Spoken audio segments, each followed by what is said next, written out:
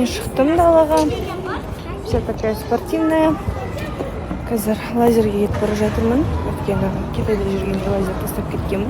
Содан кейін қайтадан бастау керек. Одан кейін бір тілектерім бар. Бүгін үйде болдым, үй жинадым, кір жудым. Одан кейін киімдер жинадым, солардың бәрін жатырдым. Потому что понедельник до пятницы я же в эфире и қолым бос болмайды да содан кейін. Так, сол. Хал достар, кешегі тастокіме көп кісілер жазып жүрді.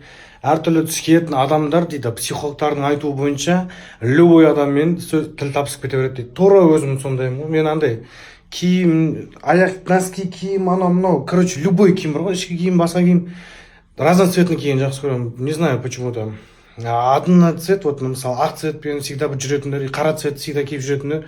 Не могу понять, әлемнің әдемілігін көре алмай ма демеші. Просто разноцветный тоже жақсы ғой, мысалы.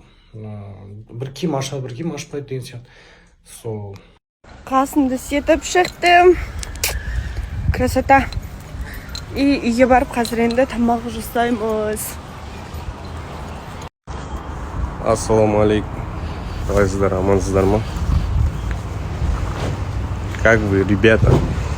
Ассалаумағалейкум, ағайын, қалайсыздар, амансыздар ма? Бір өстіп сөйлеп историяға шықпағаныма біраз болыпты да. Мыналарыңыз.